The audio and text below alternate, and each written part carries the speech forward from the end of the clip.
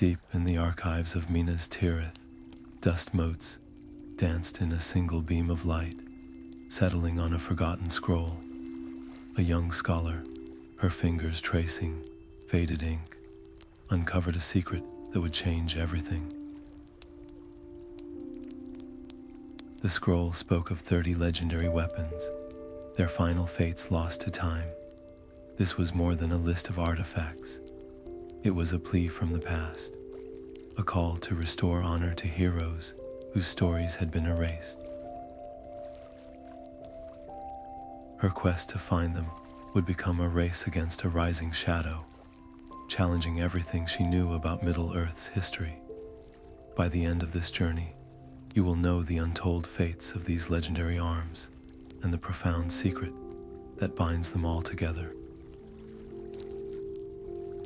What happened to the sword that could sing, or the axe that holds back the ancient cold? Wherever you are in the world right now, and whatever the hour, I wonder what forgotten story sleeps nearest to you. The riddle was a knot of ancient words, a puzzle of moon and star that refused to unravel within the safe stone walls of the library. For 3 days and nights, she pored over crumbling star charts and forgotten lunar cycles until the pieces finally clicked into place. The answer did not point to a grand fortress or a hidden valley, but to a place whispered only in the oldest tales, the Tower of the Stars, a ruin lost in the jagged foothills of the Juath. The moment she spoke the name aloud, she felt a chill, a sense that the very air in her study had grown still and watchful. That evening, she noticed a man lingering in the street below, his face obscured by a deep hood, his posture too still, too patient. He was not there for anyone else. The safety of Minas Tirith had become an illusion, a gilded cage. She faced a choice that was no choice at all: abandon a lifetime of seeking truth, or step into a darkness she had only ever read about in books. With a resolve that surprised her, she sought out a ranger known for his knowledge of the wild lands, a man named Aron, who wanted no part of a scholar's folly. He told her the mountains were a death trap, haunted by more than just memory, but her stubborn dedication, her quiet certainty that this was a truth that needed to be found, wore down his reluctance. They left under the cover of a moonless night, 2 shadows slipping through the great gate. As the last torchlight of the city faded behind them, Aron's voice was a low whisper in the dark. "The path ahead is watched," he said, "and the tower we seek. It does not merely hold old stones. It holds an echo of the First War, a silence that has been waiting." The forest canopy closed over them like a living roof, swallowing the sky and leaving them in a perpetual, green-tinged twilight. It was Aron who first noticed the silent observers, figures moving with an unnerving stillness between the ancient trees. They were the Woodmen, a reclusive folk who guarded their territory with a quiet ferocity. The duo was brought before their elders not as prisoners, but as a perplexing anomaly. Around a fire that seemed to burn without smoke, the elders spoke in hushed tones of a blade that slept in a sacred grove, a weapon that glowed with a cold, blue light when ancient evil stirred. The scholar listened, her heart racing as the story unfolded. This was not a tale of a weapon lost in battle or stolen by thieves. The last bearer, a hero of their people, had willingly laid the sword down generations ago, embedding it within the roots of the oldest tree to act as a guardian, its power seeping into the soil to protect the forest itself. This act of surrender reshaped her entire understanding of a weapon's fate. It was not always an ending, but sometimes a transformation, a choice to become part of something larger than a single warrior's story. But the community was divided. A younger, more vocal faction saw the scholar's quest as a desecration of that sacred pact, a greedy reach for a power that was never meant to be wielded again. They argued that to remove the blade would be to drain the heart from their woods. The air grew thick with tension, the crackling fire the only sound for a long moment. The scholar knew a direct plea would fail.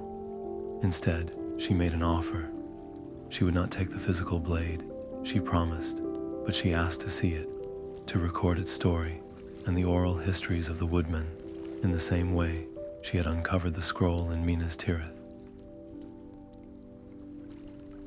She proposed a trade, her skill as a chronicler for their trust, ensuring their legacy would not be forgotten by the world. It was a bargain that appealed to the eldest among them, who feared their stories would fade into the rustling leaves. Permission was granted, and she was led to the grove. There, nestled in a cradle of silver roots, she found the sword. It was beautiful and terrible, its blade pale as winter ice, and she understood it was not a tool to be reclaimed, but a monument to be honored. As she carefully sketched its form and listened to the songs sung about it, she gained a crucial ally in Aloan, a fierce young hunter who had initially opposed her. Aloan was moved by the scholar's reverence, seeing in her not a thief, but a kindred spirit who valued memory over metal. Yet this small victory was shadowed by a grim warning. While the scholar worked, Aeron gathered news from the forest's edge. Their pursuer was not just a lone man. He was offering gold and threats to the outer villages, turning the woods into a net. He was closing in, and he carried with him a new kind of fear, a coercion that poisoned trust. With a fragment of an older map, now in her possession, a gift from the elders that charted paths into the higher mountains, and a final whispered caution from Aloan, they prepared to leave. The hunter spoke of a different danger, one that lay in the cold, clear tarns of the high passes. "Beware the watcher in the water," she said, "for it guards more than just a physical passage. It guards truths that some would kill to keep submerged." The warning hung in the misty air as they turned their faces toward the looming peaks, the forest at their backs, and a deep, liquid silence waiting ahead.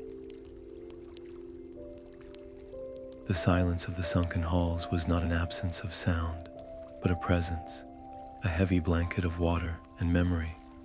They moved through corridors carved by dwarven hands, but now claimed by dark, icy water, their every splash a deafening proclamation in the gloom. Spectral figures, echoes of the outpost's long-fallen guardians, drifted at the edges of their vision, neither hostile nor welcoming, simply watching.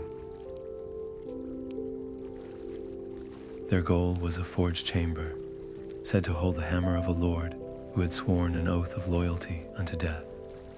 Getting there required the scholar to decipher a massive dwarven puzzle lock, a series of interlocking stone rings inscribed with runes of lineage and honor. Her fingers, more accustomed to parchment than stone, traced the symbols while Aeron stood guard, his bowstring taut. She realized the lock was not a test of strength, but of memory, demanding the correct recitation of a lost clan's bloodline. As she spoke the final name, the great stone door groaned open, revealing the chamber, and there it was, resting on a stone anvil, as if waiting for its master's return.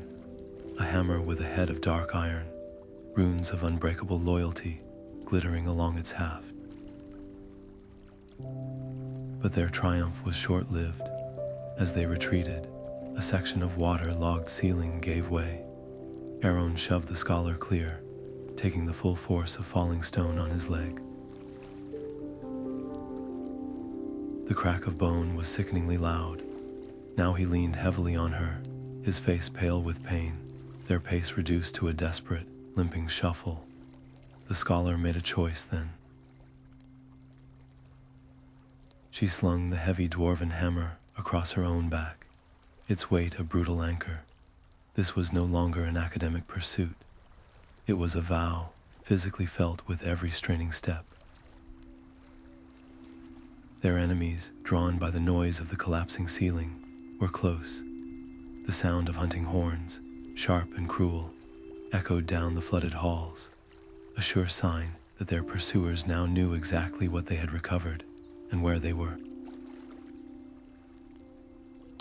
Their only hope was a rumored exit, a hidden pass that ancient maps said led toward a place of healing. A sanctuary, she could only pray, was more than a legend. The path to the Hermit's refuge was a narrow thread across a sheer rock face, each step a test of faith, with the injured ranger's weight heavy on her shoulders.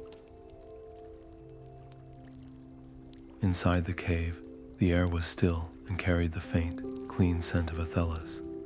The hermit was ancient, his eyes holding the light of long centuries, and his hands moved with a quiet certainty as he tended to Aeron's shattered leg. He had once been a lore master of Rivendell, he explained, who had turned his back on councils and chosen solitude to listen to the deeper rhythms of the world. As he worked, he spoke not of weapons as tools of war, but as seeds of destiny. Each legendary blade and axe was not merely a powerful object, he said, but a focal point in the delicate tapestry of the world's balance. They were placed or lost or hidden for a reason, their fates woven into the very land. To gather them all together, to pull these anchors from their designated places, was an act of immense consequence. It could restore a fading harmony, allowing light to flow back into forgotten places. Or, he warned, his voice dropping to a whisper, it could unravel the threads holding back a greater, older shadow. The scholar felt the weight of the dwarven hammer in her pack, not as a treasure, but as a responsibility that suddenly terrified her. Had her noble quest to restore history become a reckless gamble with the fate of everything? She confessed her fears to the old master, the moral conflict tearing at her resolve.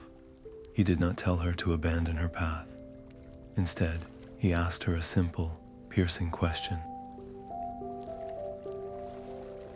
Do you seek to own these legends, or to understand their purpose? The answer, when it came to her, was clear. She would continue, but her goal was transformed. She would not be a collector, but a guardian. She vowed to seek counsel for each weapon, to learn how it could be safeguarded where it was most needed, not merely locked away in a dusty archive. The hermit nodded, a flicker of approval in his wise eyes. From a small wooden chest, he gave her a smooth, dark seeing stone. It is not for spying on enemies, he cautioned, but for listening. In moments of dire need, it may carry a voice of guidance to you, if your heart is open and your intent is pure. This gift deepened the journey into something far more mystical than a simple treasure hunt. As they stepped back out onto the mountain path, Aeron walking more steadily with a finely carved staff, the scholar's new resolve was immediately tested. There, on the stone before them, lay a single black feather, sleek and out of place. It was a silent message, a confirmation that their enemies were not just following, but anticipating their every move. The black feather was a challenge, a mockery left on the stone. Aeron pointed upward, his gaze fixed on the jagged peaks, where the great eagles nested. The scroll had spoken of a bow, gifted to their kind, in an age long past, a weapon of sunlight and wind. The climb was a trial of pure endurance, a vertical world of crumbling handholds and screaming winds that tore at their resolve. Halfway up, the scholar's fingers, more suited to turning pages than gripping rock, slipped on a wet ledge. It was Aaron's swift grab at her pack that saved her, his own injured leg buckling under the strain. As he hauled her back to safety, the dwarven hammer in her pack shifted, its weight a stark reminder of the burdens they carried. When they finally reached the eyrie, a vast shelf of stone opened to the endless sky, they were met not with welcome, but with the piercing, golden-eyed gaze of the Eagle Lord, Sauron. He was immense, his presence as vast as the mountain itself, and his voice was like the rumble of distant thunder. He knew why they had come. The bow of a forgotten prince was in their care, he said, a trust given, not a prize to be claimed. The scholar, her heart still pounding from the climb, did not argue or plead. Instead, she slowly, carefully, drew the single black feather from her pack, the one left as a threat by their pursuer. She did not offer it as a gift, but as evidence, placing it on the stone between them. "We return what was lost," she said, her voice steady despite her fear. "We seek only to remember what others wish to erase." This act, this simple gesture of returning a fragment of his own people, shifted the air. Sauron's fierce gaze softened from suspicion to a deep, measured contemplation. He led them to a crevice, shielded from the elements, and there lay the bow, crafted of golden wood and strung with a cord that seemed to hum with a silent song. The eagles had no use for it, he explained. Their weapons were their talons and their majesty, yet they had guarded it, knowing its purpose was tied to the fate of the land below. The true conflict was not about taking the bow, but about worthiness. Sauron challenged her directly, his voice echoing in the high air. "Would you add this to your collection, little historian? Would you bury its song in the dark, away from the sun?" The scholar did not hesitate. "Let it remain here, under your watch," she answered. "My only wish is to let the world know it is safe, that its story is not over." This was the pact she offered, a bond of trust between the earth and the sky. Sauron inclined his great head, a gesture of profound respect. In that moment, she had not gained a weapon, but something far more valuable, an alliance with the lords of the air. But from their lofty perch, a new danger came into view. Far below, a line of dust moved across the brown landscape, a merchant caravan winding its way toward the harsh, sun-scorched deserts of the east. The sight chilled her, for the scroll had one last, ominous entry for that region. A spear of the sun, said to hold the very light of dawn, a light that some in the shadowed corners of the world would pay any price to extinguish forever. The desert sun was a hammer on an anvil of sand, bleaching the world to a stark palette of gold and blue. Their water was nearly gone when they first saw the banners of the nomadic tribe, a splash of vibrant color against the endless dunes. The tribe was gathering for the Feast of the Twin Moons, a celebration of memory and stars, and it was their only chance. Disguised among the traders and storytellers drawn to the festivities, the scholar and the injured ranger moved through the crowds, their ears straining for any whisper of the spear that never tarnishes. It was a young tribeswoman named Zara, her eyes sharp with a cynicism beyond her years, who gave them the truth. She found the scholar studying an ancient tapestry and warned her in a low voice. "The spear is not a blessing, it is a curse," she said. "Its light does not protect, it provokes. Where it shines, envy and conflict follow, turning brother against brother. She believed the weapon was a poison to any community that held it. This truth landed heavily on the scholar, whose quest was now framed not as a recovery, but as a potential theft that could unleash chaos. Their presence did not go unnoticed. The tribe's chieftain, a tall man with a face carved by wind and wisdom, summoned them to his tent. He saw through their simple disguises, his gaze lingering on the scholar's ink-stained fingers. Outsiders do not seek our stories without wanting something more, he stated, his voice calm but unyielding. To earn the right to even speak of the spear, she would have to prove her worth in a contest of knowledge. He would ask 3 questions of their people's history, and she must answer all 3. The tent fell silent, all eyes upon her. Aaron stood stiffly beside her, his hand resting near his knife, but the scholar knew this was a battle of wits, not blades. The chieftain's questions were deep cuts into the past, concerning migration routes from an age of drought, and the names of heroes lost to all but tribal songs. The scholar did not draw from dusty scrolls. Instead, she shared parallel tales from her own home, speaking of Gondor's long watchfulness, of kings who fell and towers that stood guard, framing her answers as stories that echoed the tribe's own struggles. She spoke not as a scholar lecturing, but as a storyteller, sharing a common heritage of loss and perseverance. When she finished, the respect in the chieftain's eyes was genuine. "You carry your people's heart with you," he said. "You may visit the moving oasis, the resting place of the spear, but you must go alone. This was the price of trust."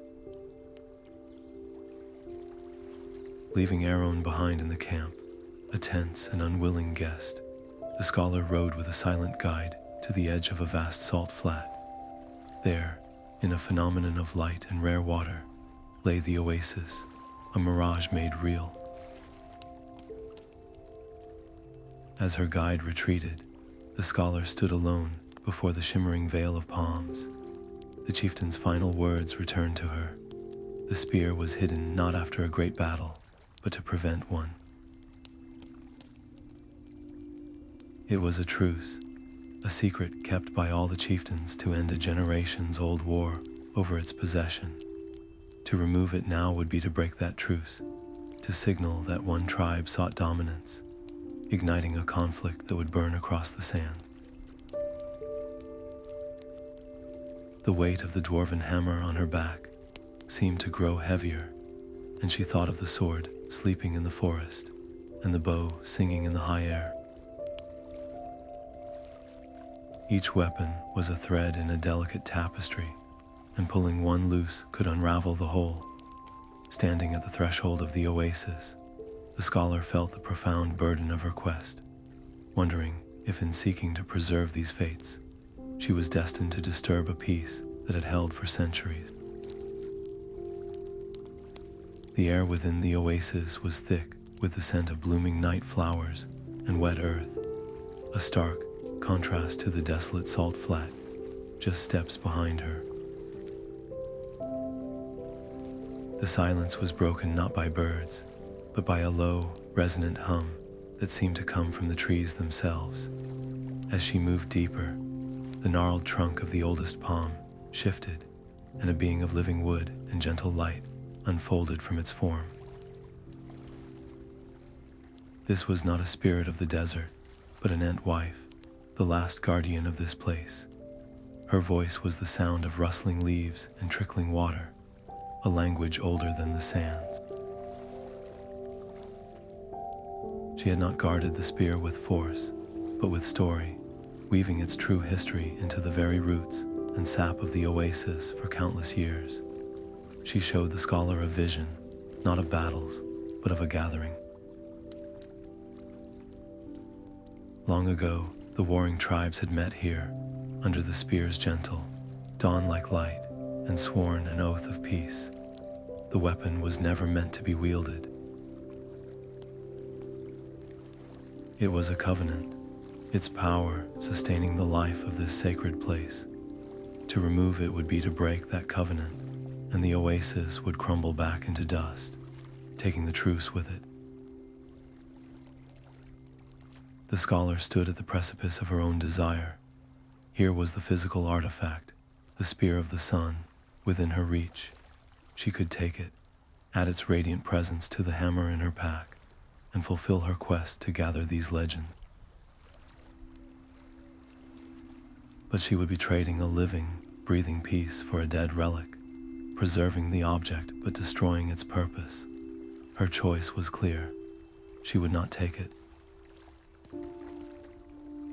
Instead, she sat with the ancient guardian as the twin moons rose, and she recorded not just a description, but the Ent-wife's slow, beautiful song, a melody that contained the entire history of the spear and the oasis. This was preservation in its truest form, honoring the story over the steel. The Ent-wife, in her gratitude, shared a final, vital secret. The one who hunts you does not seek to hide these weapons, she whispered, her voice growing faint with the approaching dawn. He seeks to gather them, to unmake them. He believes their destruction will silence the echoes of the old world, clearing the path for a new, silent age under his control. This revelation turned the scholar's quest on its head. She was no longer just a restorer of history, but a shield against its utter annihilation. As the first light touched the palms, the Ent-wife pointed a slender branch toward the frozen north. There is a place where the world's memory is kept in ice and stone, she said, a library without books, where the fates of the coldest blades are etched in frost. If you wish to understand the full design of your enemy, your path leads there. The scholar left the oasis with her scrolls full of song, and her heart heavy with a new, chilling purpose. The desert sun felt colder now, the horizon ahead a stark, white line. The cold of the northern wastes was a living thing, a clawed beast that gnawed at their bones and froze the very air in their lungs.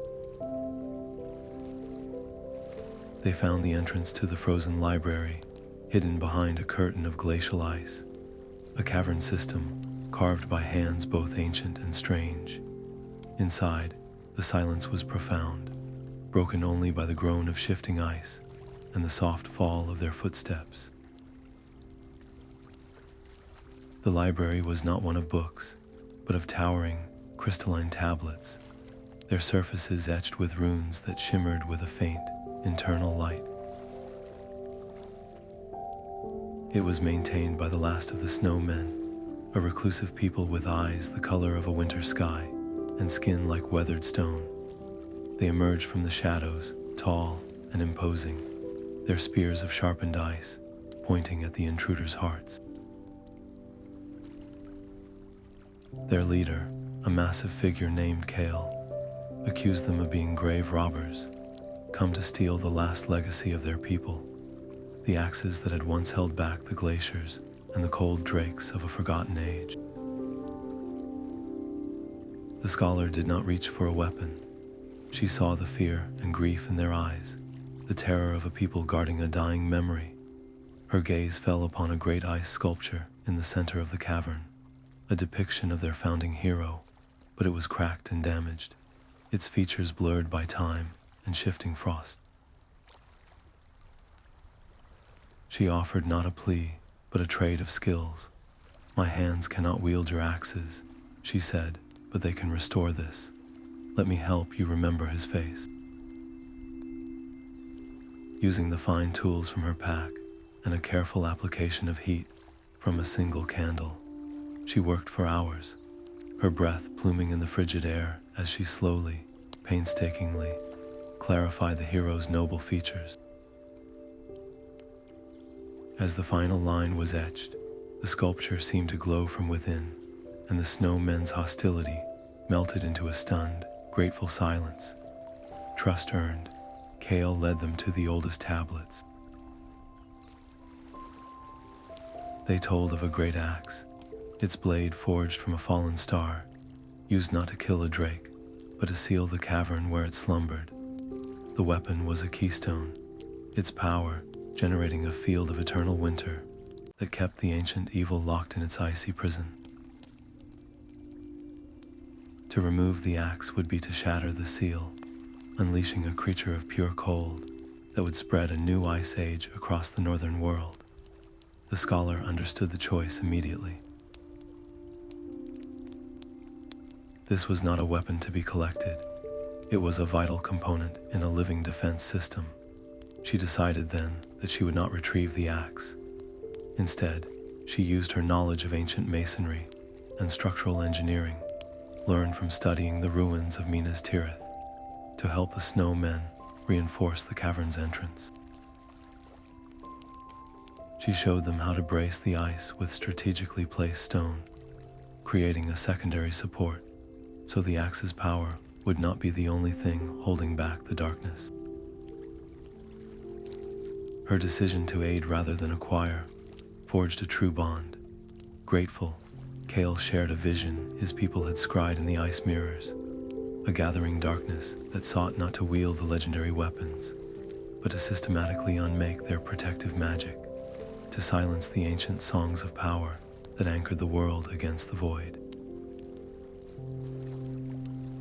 This was the enemy's true goal, a silent, magical annihilation. The revelation filled the scholar with a new, chilling urgency. Time was not just short, it was bleeding away.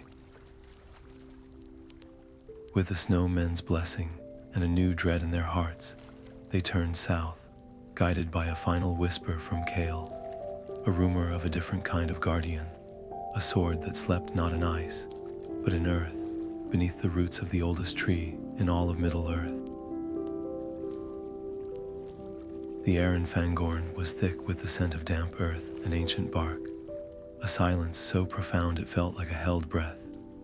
Deep within this living labyrinth, they found the tree, its silver bark woven around a blade of gleaming mithril, a sword that hummed a low, melodic note as the wind stirred its leaves.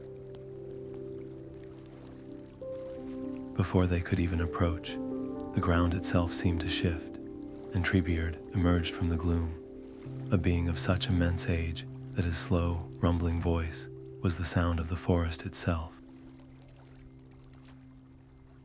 Atrum, now he boomed, his eyes like deep wells of knowledge fixed on the scholar. Many have come for the sharp blade, few understand its long, slow song. The forest was not a passive setting, but an active participant, testing their intentions with every creak of a branch and rustle of a leaf. Aaron, his legs still paining him, paced restlessly.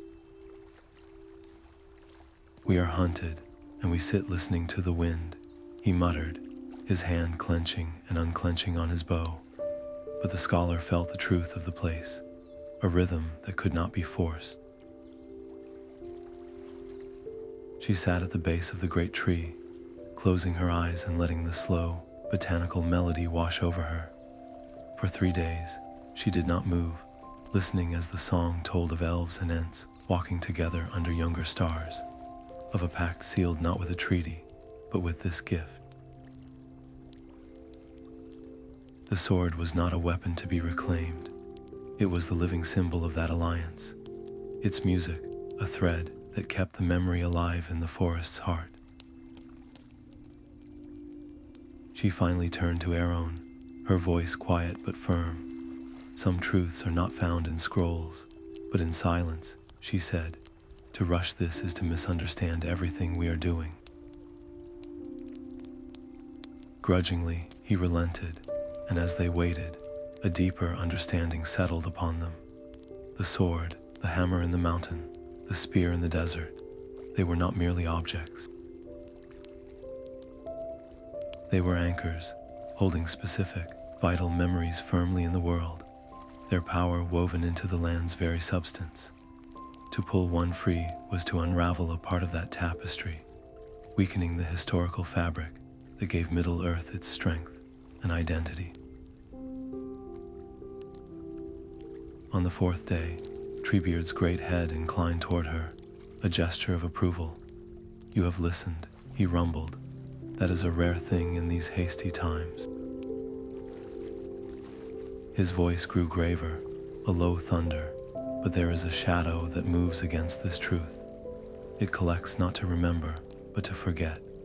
It seeks to unmake the anchors, to let the stories fade into nothing.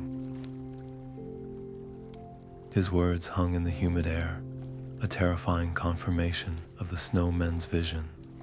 Then, his leafy beard shifting, he pointed a gnarled branch eastward, toward the distant sea.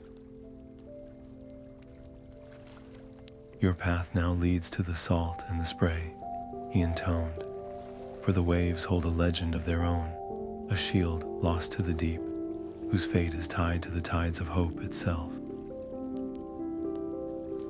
The salt-scoured docks of Pelargir were a world away from the silent forest, a chaotic symphony of shouting merchants, creaking ropes, and crying gulls. Here, the legend was not of a tree or a star, but of a Corsair king and his cursed dagger, lost when his ship was dragged into a deep, shadowed bay. But the local fishermen, their faces hardened by a lifetime on the water, would not speak of it, their eyes growing fearful at the mention of the cove. They muttered of strange currents and drowned voices on the wind, refusing any price to act as guides.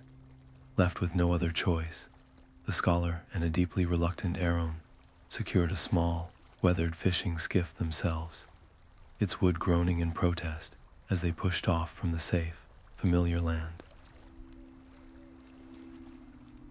The sea was deceptively calm at first, a sheet of dull silver under a leaden sky, but as they neared the mouth of the cursed bay, the weather turned with a vicious speed.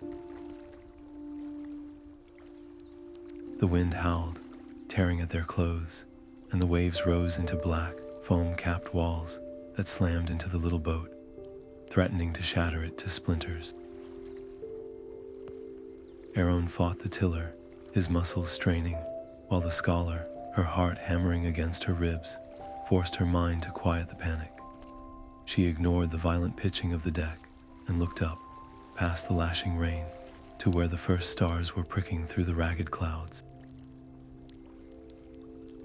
She began to recite ancient tidal charts and navigational rhymes, her voice a steady counterpoint to the storm's roar, guiding Aeron through the churning maze of submerged rocks that guarded the wreck.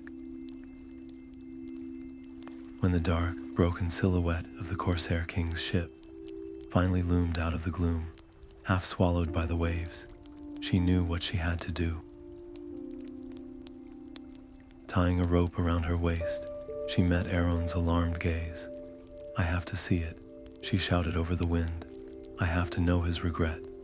Before he could stop her, she plunged into the icy, tumultuous water. She kicked downward, the water a dark, suffocating blanket, until she found the wreck's main cabin. There, pinned beneath a fallen beam, sat the skeleton of the king, his jeweled crown askew on his skull. And in his bony grip, gleaming with a cold light even in the deep gloom, was the dagger. As her fingers closed around the hilt, a jolt of pure, ancient malice shot up her arm, a final, spiteful echo of the king's pride and downfall. Back on the storm-tossed boat, dripping and shivering, she could not let the dagger go. It felt fused to her hand, its curse a low, insistent hum in her blood. That night, as they finally washed ashore on a deserted stretch of beach, exhausted and battered, the dreams began. They were not dreams of peace, but of screaming metal and dying light. She saw the star axe in the north, its seal cracking, the ice around it turning black. She saw the singing sword in the forest, its blue light flickering as shadowy hands clawed at its roots. The dagger was not just an object, it was an open wound, and through it, she could feel the agony of all the other anchors as the enemy's work began. She woke with a gasp on the cold sand, the cursed blade still clutched in her hand, its vision of widespread peril seared into her mind. As dawn broke, painting the sky in weak, watery colors, figures emerged from the line of trees behind the beach. They were not soldiers, but men and women dressed in simple, travel-stained clothes, their hands open and empty. Their leader, a woman with eyes the color of aged silver and hands scarred by forge fire, looked at the dagger in the scholar's grip, then at her face. "You feel its pain, and the pain of the others," she stated, her voice calm and certain. "We have been searching for you. We are the last of the Smiths of Telchar's line, and we offer you sanctuary. The war you have stumbled into is not just about finding these weapons. It is about understanding why they were made and how to protect them from the unmaking that has already begun."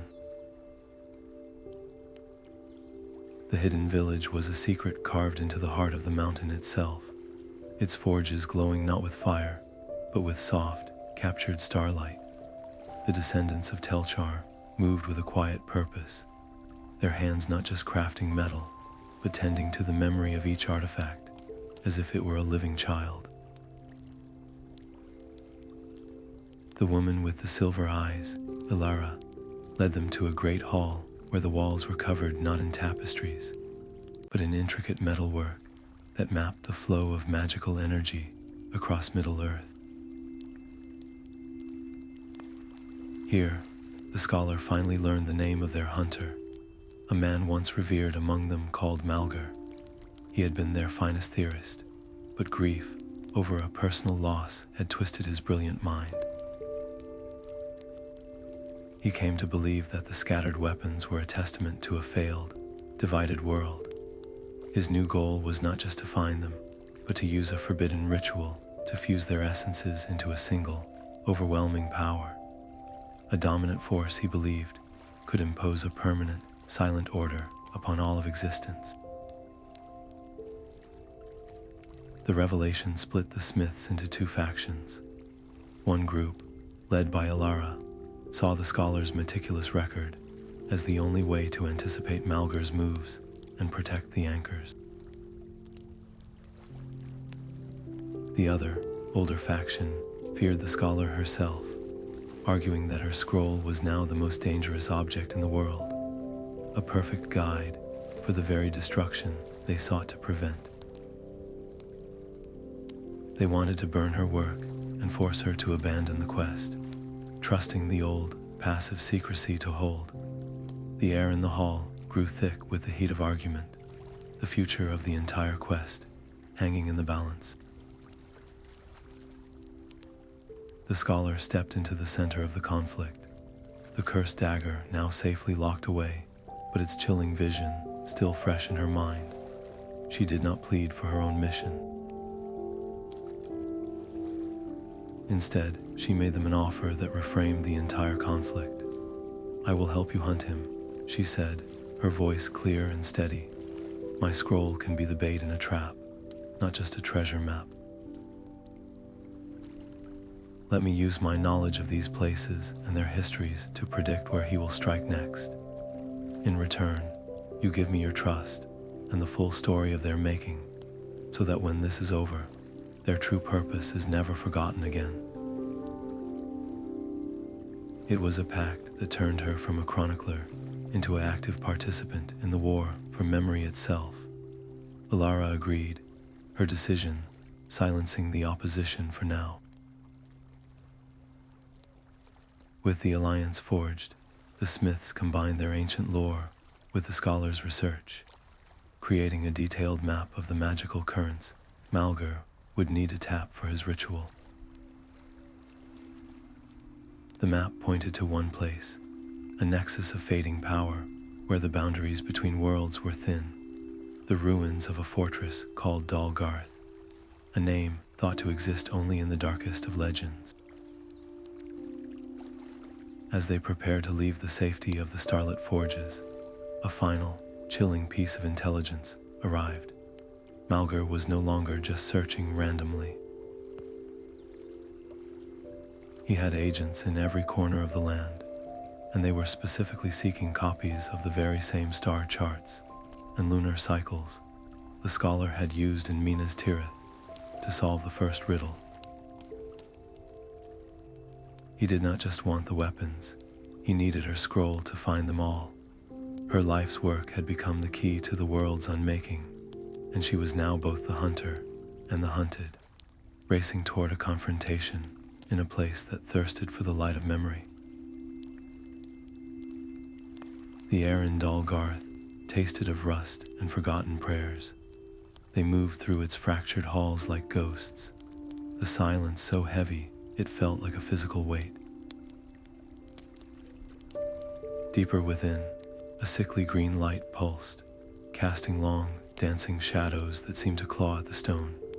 And there he was, Malgar, standing before a massive anvil of black iron that seemed to drink the light from the air.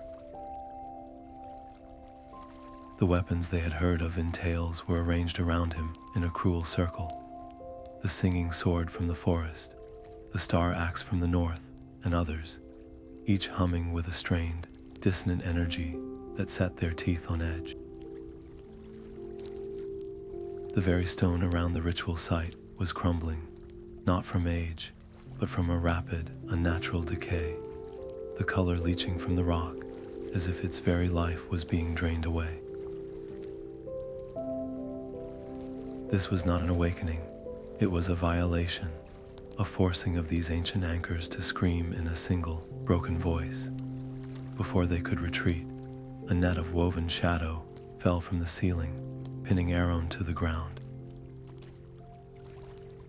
Malgar turned, his eyes hollow, his voice a dry rasp.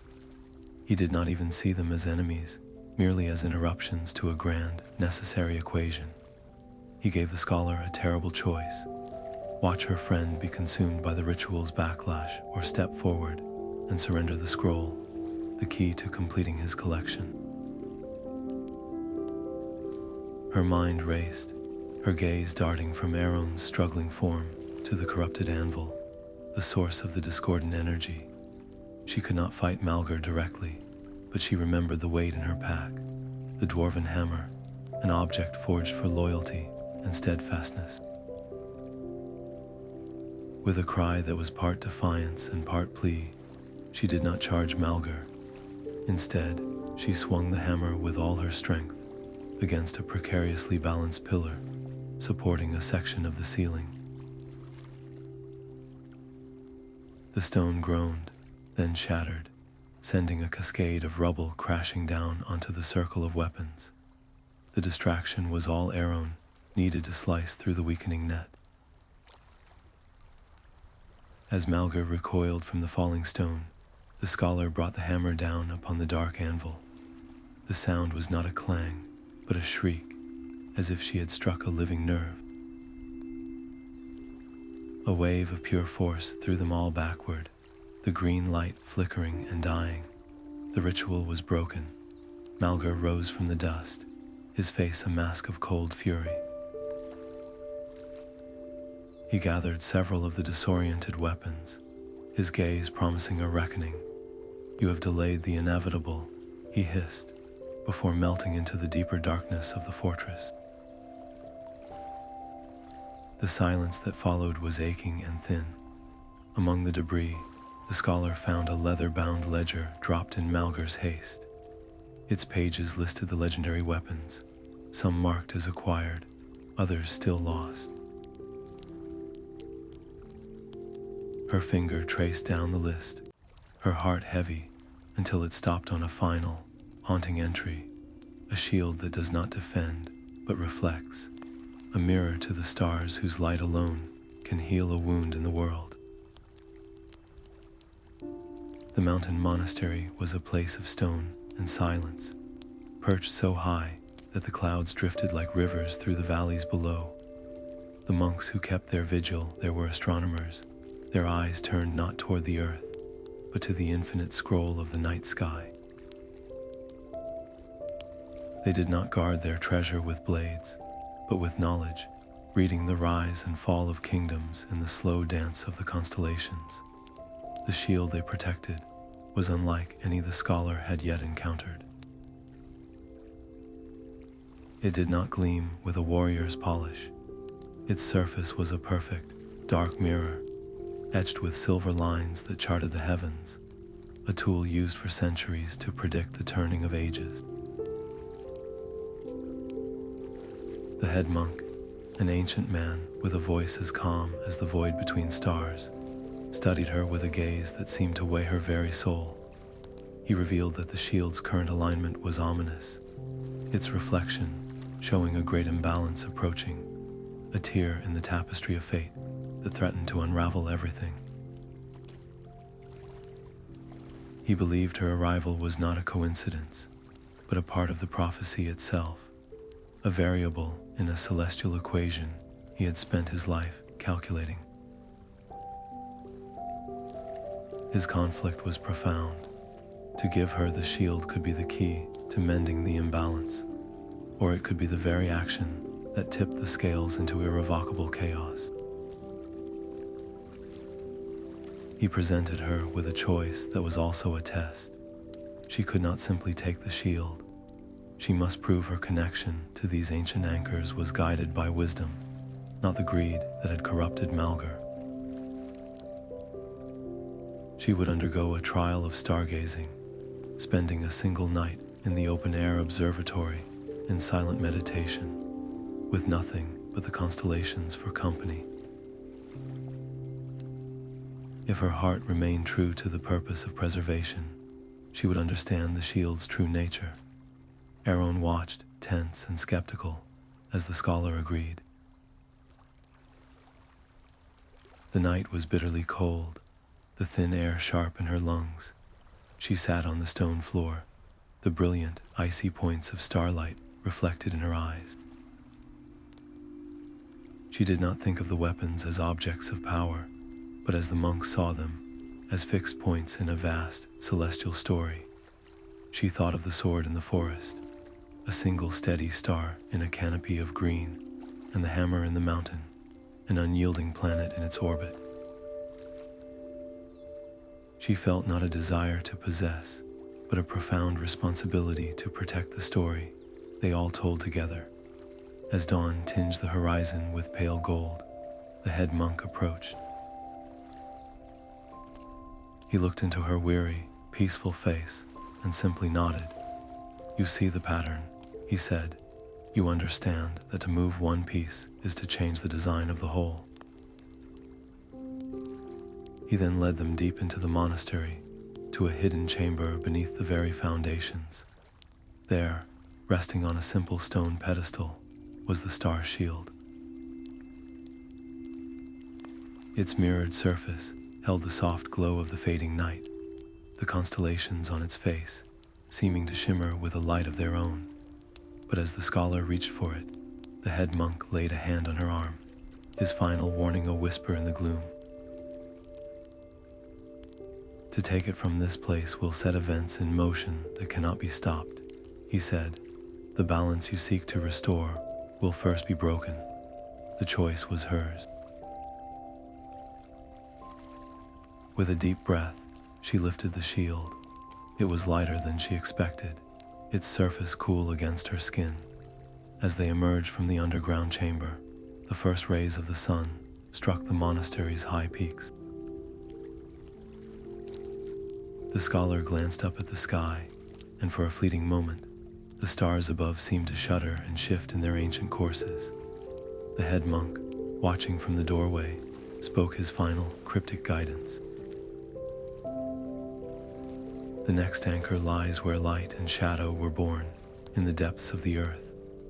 The darkness of Moria was not an absence of light, but a substance, thick and heavy, with the memory of fallen kingdoms. Their own torch seemed a pathetic thing against it, its flame barely reaching a few feet before being swallowed by the immense, waiting gloom. They were searching for a legend, whispered only in the oldest Dwarven laments, a mithril lantern that had once held the captured light of the last elven star, a beacon meant to guide the delvers through the most lightless depths. But the deeper they went, the more the silence began to move.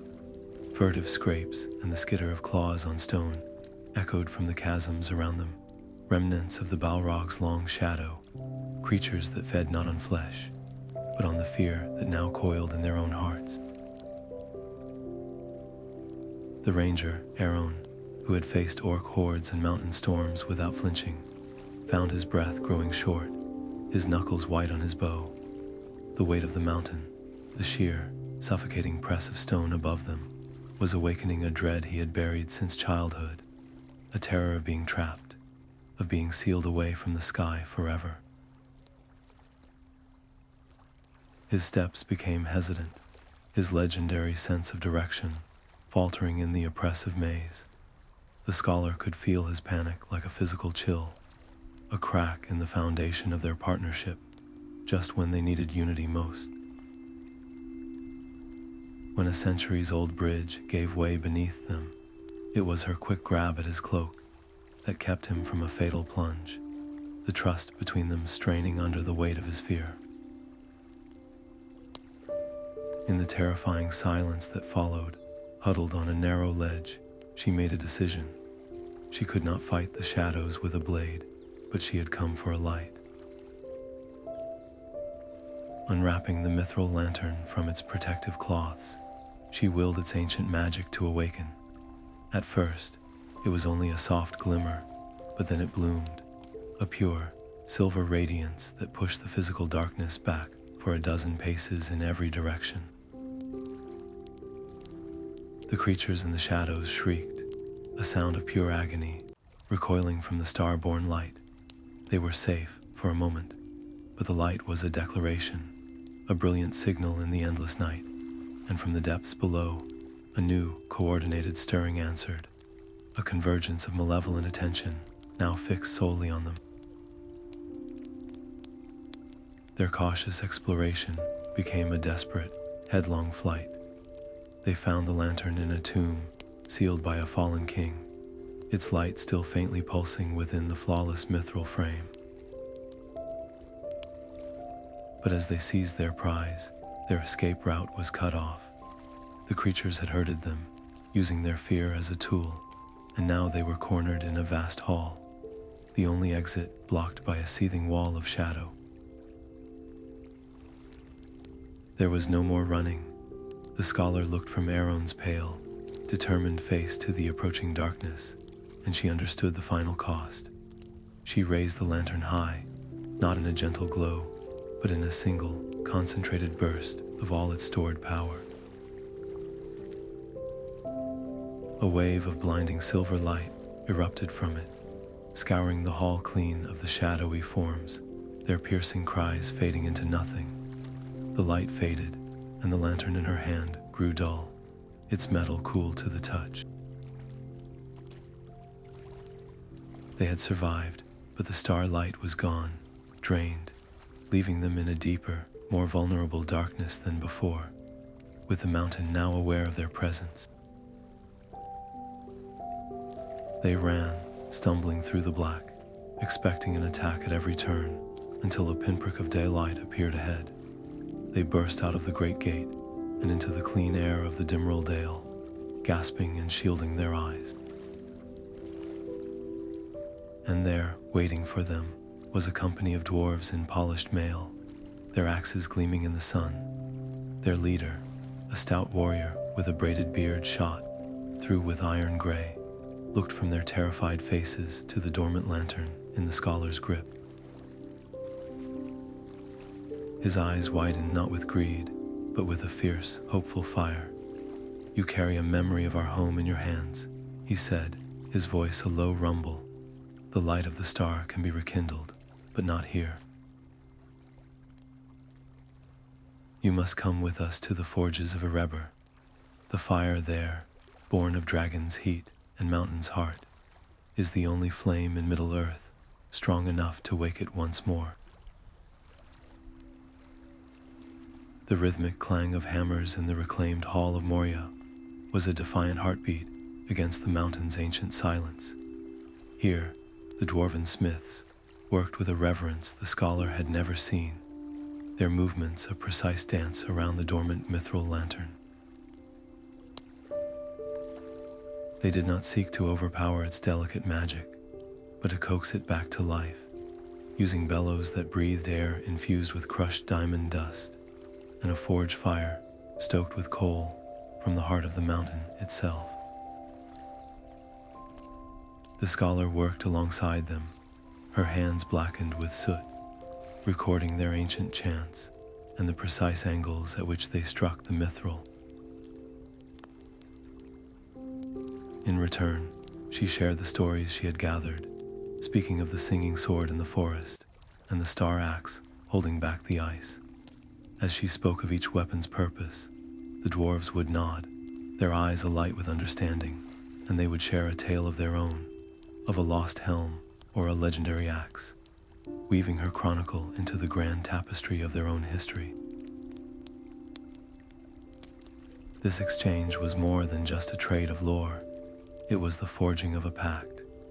Moved by her dedication to preservation over possession, the Dwarven Lord declared that the deep places of the world would become sanctuaries. They would help safeguard the weapons she had recorded, offering the impregnable security of their stone halls as a new anchor for these ancient legends. This newfound hope was shattered when the alarm horns blared. The renegade smith, Malgar, had found them. His corrupted creatures, beings of shattered rock and seething shadow, swarmed into the hall, not with blind rage, but with a chilling purpose, heading straight for the forge where the lantern and the other reclaimed artifacts were kept. For a moment, chaos reigned, but the scholar did not freeze.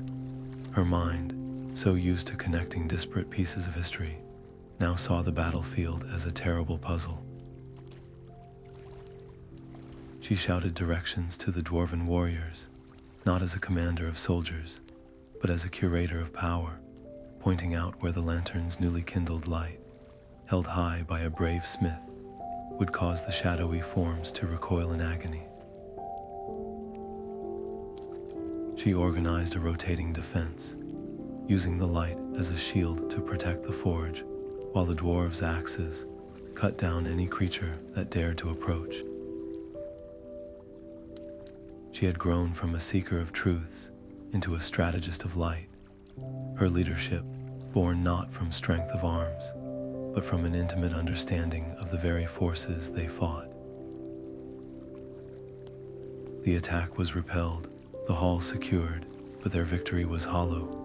In the chaotic aftermath, they discovered a single empty pedestal.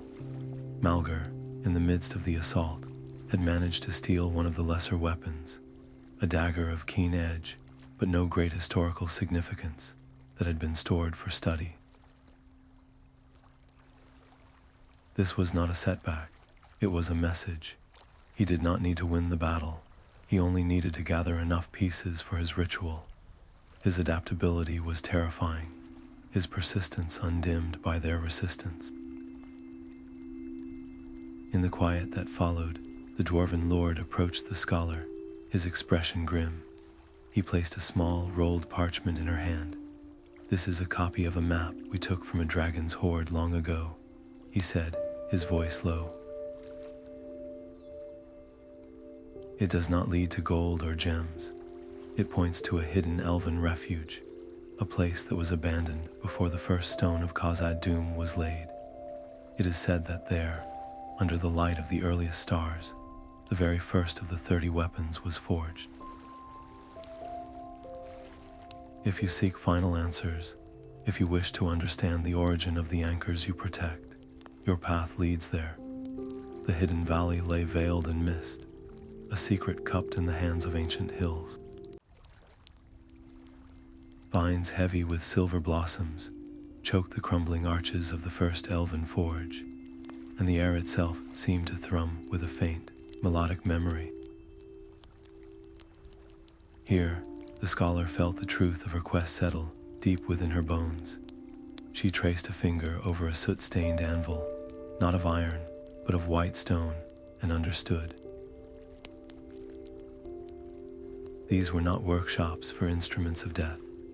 They were studios where hope had been given form, where master smiths had poured memory and light into tangible vessels meant to anchor the world against despair. The fates of the weapons were not endings locked in the past, but living stories, their influence radiating outward like ripples in a still pond, shaping the very air and earth around their resting places. A cold voice shattered the tranquility. He stepped from between the trees, his form a stark shadow against the verdant ruin. Malgar had tracked them, his hollow eyes burning with a feverish light. He gestured to the sacred site around them. "You see this place and call it beautiful," he said, his voice rasping. "I see a monument to failure, to a world that chose fractured light over unified power. Join me. Your knowledge of their stories is the final key. Help me unlock their combined essence, and we will forge a new age of absolute order. Refuse, and I will reduce this cradle of your precious memories to dust." The scholar did not hesitate. She stepped forward, placing herself between the renegade and the heart of the forge. "I will not help you erase the world's song," she declared, her voice clear and steady. "These anchors are not meant to be unified. Their strength lies in their diversity, in the millions of small, quiet ways they hold the world together." Behind her, Aron knocked an arrow, his stance resolute. They were not just defending stones, but the very principle of memory itself. As Malgar began a guttural chant, drawing on the corrupted energy of the weapons he carried, the scholar did not counter with force. Instead, she began to speak. She recited the lullaby of the forest sword, the oath sworn on the Dwarven hammer, the slow, patient song of the Entwife. She wove the pure, unbroken stories of the anchors against his discordant ritual. The ancient magic of the forge, slumbering for ages, stirred. It reacted not to his power, but to her pure intent, to the reverence in her voice. The silver blossoms on the vines glowed with a sudden, soft radiance, and the very mist coalesced into a shimmering veil of light that swept over Malgar. He cried out, not in pain, but in shock, as the brilliance seared his vision, leaving him temporarily blinded and disoriented. It was all the opening Aron needed. He moved with a hunter's grace, disarming the renegade and binding his hands before the man could recover. As the captured smith struggled against his bonds, cursing the fading light, a new sensation tugged at the scholar. It was a gentle, magnetic pull, drawing her toward the forge's center, where a single, flawless tree grew from the cracked stone floor. Its roots cradled something that pulsed with a soft, rhythmic light, a final secret waiting to be acknowledged. The 30th weapon was not lost or hidden. It had been here all along, sleeping at the very source, and its true nature promised to change everything she thought she knew. The 30th weapon was not a blade or a shield, but a single, flawless crystal, pulsing with a soft, interior light. As the scholar approached, the tree's roots gently unfurled, presenting it to her. Her fingers did not close around a hilt, but hovered, and in that space, the crystal's truth washed over her. It held no physical power. It was an archive, a perfect vessel containing the resonant echo of every story, every song, and every choice tied to the other 29 anchors. The final, untold fate was not an object lost to time, but the living memory of all the others, a single point of pure understanding. Her quest had never been a treasure hunt. It was a sacred calling to become a weaver, to take these scattered threads of history and bind them into a tapestry that could teach and protect for ages to come. This was the purpose that had guided her from the dusty library in Minas Tirith to this first forge, a purpose far greater than she had ever dreamed. Malgar, his sight returning, saw the crystal not as a story, but as a key. He tore free from his weakened bonds, his desperation giving him a final, terrible strength. In his fractured mind, that crystal was the ultimate control mechanism, a master lens that could focus and command the will of every legendary weapon he sought. He lunged for it, his hand outstretched not in reverence, but in greed, his goal to shatter its gentle light into a tool of domination. The scholar did not try to shield the crystal with her body. Instead, she acted from a place of profound instinct. She unrolled her own scroll, the parchment filled with her meticulous script and sketches, and laid it upon the white stone anvil. Then, with a calm that felt both like an ending and a beginning, she placed the pulsing crystal upon the parchment. She offered a silent, fervent plea to the slumbering magic of the forge, to the memory of the smiths who had worked here, to use its last spark not for creation, but for preservation. A warmth bloomed from the anvil, not the heat of a fire, but the gentle radiance of a rising sun. The crystal melted into a liquid light that flowed across the scroll, soaking into the fibers of the parchment and the ink of her words. When the glow subsided, the scroll was transformed. It was no longer frail paper, but a tome of seamless, pearlescent material, its pages indestructible, the stories within now alive and eternally safeguarded. It was no longer a record of the past, but a guide for the future, the burst of pure, historical truth that erupted from the fusion did not strike Malgar down. It washed over him, and for the first time, he did not flinch. The light sought out the grief and bitterness that had festered within him, and for a single, shattering moment, he did not see weapons as instruments of power. He saw the sword in the forest as a father's promise to his child, the hammer in the mountain as a brother's vow to his kin. He saw the stories, not the steel. A choked sob escaped him, not of anger, but of release, as the corruption that had gripped his soul was scoured away, leaving him hollowed out and weeping on the sacred ground. This act of creation, this weaving of a new anchor from memory itself, sent a ripple through the very fabric of the world, a vibration that traveled far beyond the mists of the hidden valley. It was a signal, clear and resonant, that could not be ignored by those who had shaped the world in its earliest days. As the last of the transformative light faded from the forge, leaving the air clean and still, a figure appeared at the valley's entrance. He was tall and clad in gray, leaning on a staff, and his presence was as deep and patient as the roots of the mountains. He had watched their long journey from its very beginning, and now his time for silence was over. The air in the valley grew still, as if the world itself were holding its breath. The gray-clad figure did not stride forward, but seemed to simply be there, his presence filling the space between the ancient trees. He was a Maya, a being of an order that had shaped the world before the first sunrise, and his gaze fell upon the scholar, the redeemed Malgar, and the Perlessent tome. There was no anger in his eyes, only a depth of judgment that saw through stone and soul alike.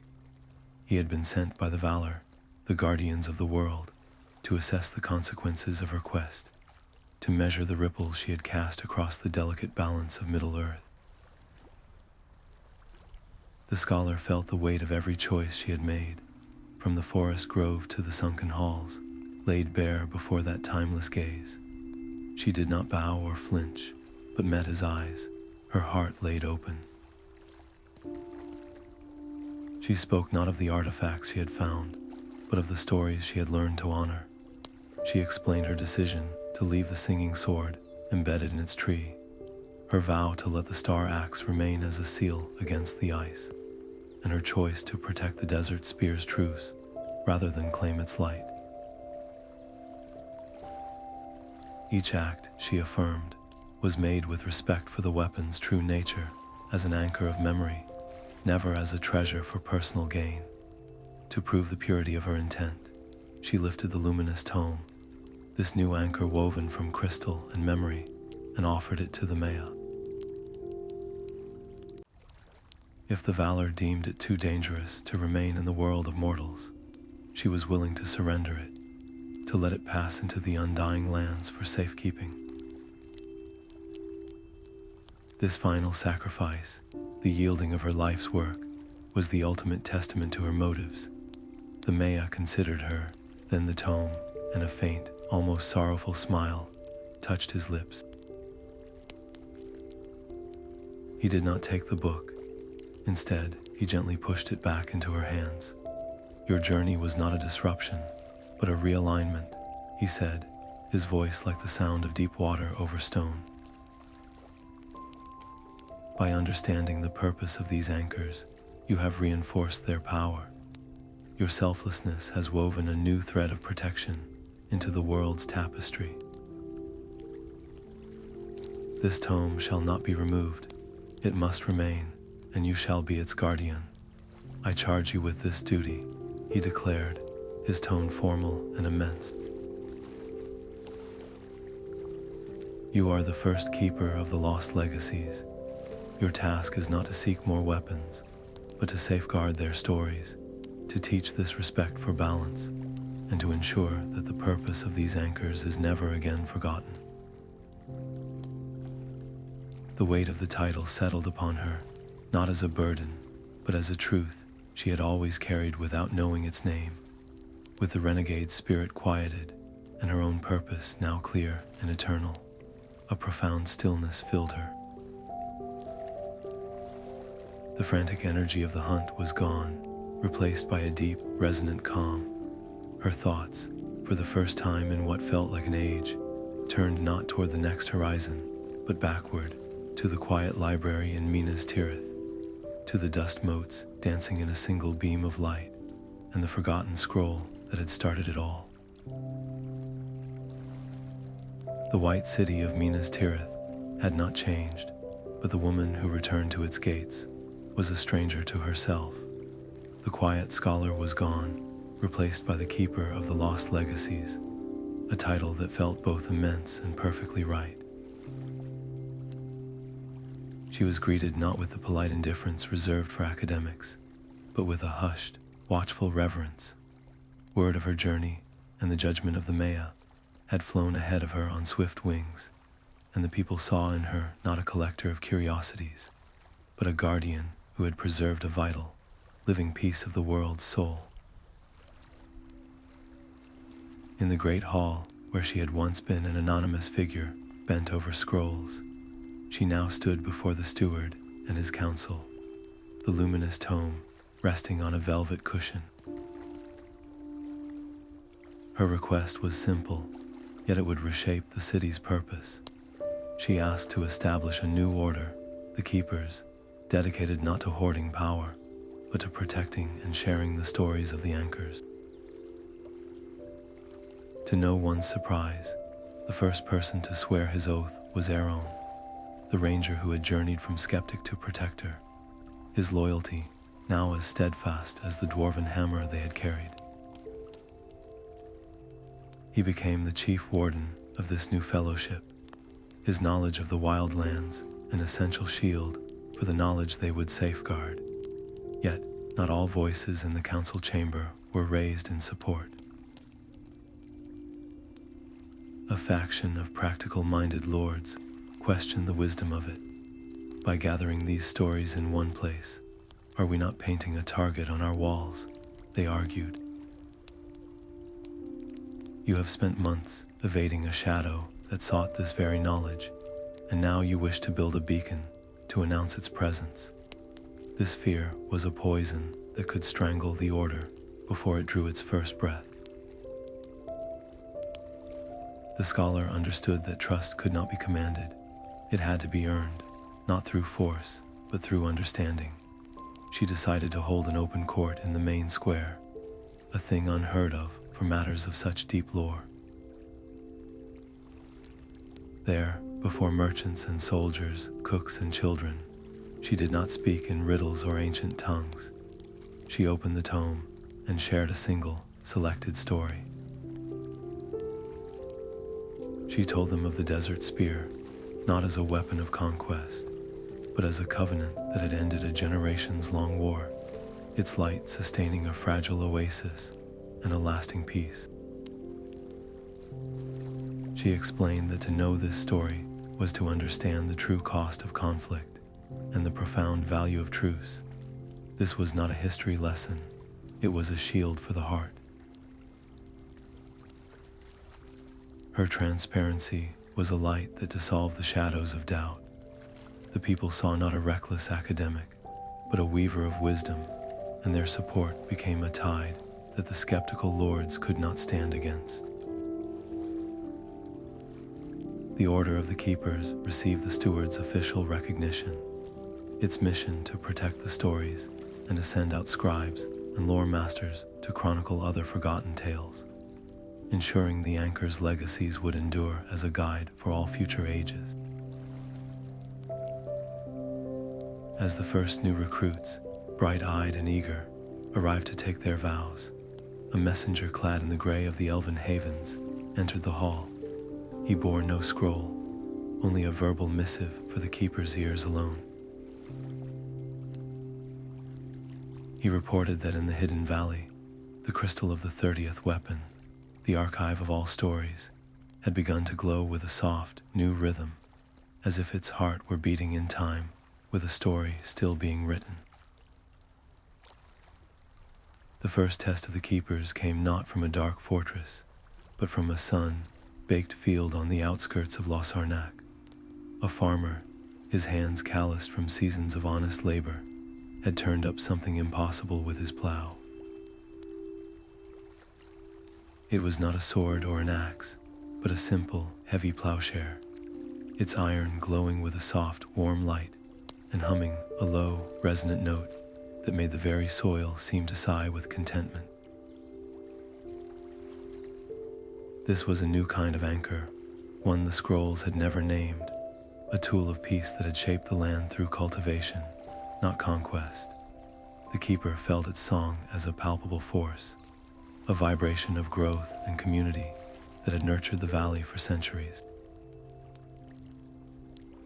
But the local lord, a man named Borlin, saw only a magical trinket.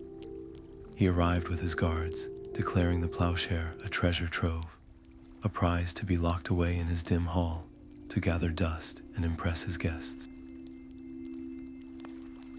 He could not hear its song, only the clink of imagined coin. The true conflict was not over ownership, but over understanding. Borlin viewed history as a collection of trophies, while the keeper knew it was a living river of meaning. If she let him take it, she would be betraying the very principle of her order, allowing a story of community to become a symbol of one man's pride. She did not confront him with threats or magic. Instead, she invited him to walk with her through the fields the plowshare had blessed for generations. She showed him the robust orchards and the full granaries, painting a picture of the prosperity this simple tool had fostered.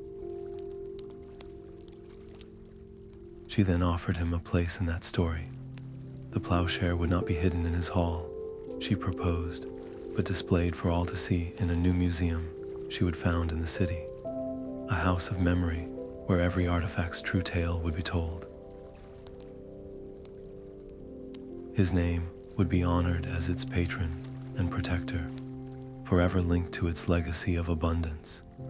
It was a compromise that turned a potential adversary into a partner. Borlin, swayed by the prospect of a lasting, honorable legacy, agreed. This small victory set a monumental precedent. The mission of the Keepers expanded in that single moment, their purpose now encompassing not just the swords that had defended borders, but the plows that had built the world within them. They were guardians of all legacies that shaped the balance of life. As the first stones of the museum were laid in Minas Tirith, a place for every citizen to connect with their history, the Keeper slept with a profound sense of purpose. That night, she dreamed not of earth or iron, but of an infinite, dark ocean. A map of unfamiliar stars glittered above the waves, their light tracing a path across the water to a shore she had never seen, where whispers on the wind spoke of stories that had sailed beyond all known charts. The dream map shimmered behind her eyes long after she woke, a chart of unknown constellations over a dark and endless sea. She took the vision first to the silver-haired lore masters of the Elven Havens, who studied the star patterns with their ancient eyes. They confirmed these were not the stars of Middle-earth's sky, but older lights, ones that had guided mariners on journeys long before the fall of Numenor. Then she sought the Dwarven cartographers in their stone halls, masters of depth and foundation. They pored over their own maps of tectonic plates and submerged mountain ranges, their thick fingers tracing a volcanic chain that matched the dream map's islands. Together, these two pools of wisdom revealed a destination, a scattered archipelago known in the oldest tales as the Sundered Shoals, where a culture of master sailors had once woven their magic into the very fabric of the sea. Their greatest legacy was whispered to be a net of woven light, a weapon not of cutting, but of binding, designed to calm raging leviathans and still chaotic storms. Aeron, the ranger, listened to this revelation with a deep and familiar dread. He had sworn to protect her and the order they had built, and this new quest felt like a step into an abyss. The sea was an enemy he did not know how to fight, and the Sundered Shoals lay beyond all routes of aid or swift return, leaving the White City, the heart of their hard-won stability, felt like a reckless gamble. What if their enemies, still lurking in the shadows, saw her absence as an invitation to strike? He argued that her place was here, behind strong walls, guiding the growth of their fledgling order, not chasing phantoms across untamed waters. The Keeper heard the fear beneath his practical words, the memory of their past trials echoing in his tense posture, but she also saw the larger tapestry. The Order was more than just the two of them now, and a true guardian had to learn to trust the threads she had woven. Her decision was a difficult balance. She would not go herself. Instead, she would send a delegation of her most trusted keepers, those who had proven themselves in both scholarship and resilience, and she placed Aeron at their head. His task was not merely to find the net of light, but to protect the team and represent the Order's principles in a land with no knowledge of their cause. It was a profound test of their new protocols and of her own ability to lead from a distance, to guide not with her physical presence, but with the wisdom she had instilled in them. As the ship, bearing her chosen few, slipped its moorings and caught the wind, its sails shrinking on the horizon, the Keeper stood on the high walls of Minas Tirith. The weight of the moment was immense. This was their first independent mission, a fragile seedling sent into the world to see if it would grow or break. She returned to her study, the silence feeling both empty and full of potential. Opening the Perlessent tome, she found its pages were glowing with a soft, steady light, as if the act of sending out her followers had awakened a new layer of its magic. Her fingers rested on the cool, smooth page, and she felt not anxiety, but a quiet, terrifying awe. This single volume held the fates of 30 legendary anchors, yet its gentle radiance seemed to whisper that their stories were only the beginning, the first chapter in a chronicle of the world that was still being written. The mist clung to the ranger's cloak like a cold, wet skin as the ship's hull scraped against the black sand of the shore. The islands of the Sundered Shoals were a world of muted grays and greens, their jagged peaks lost in the perpetual fog, and the air tasted of salt and something else, something ancient and sorrowful.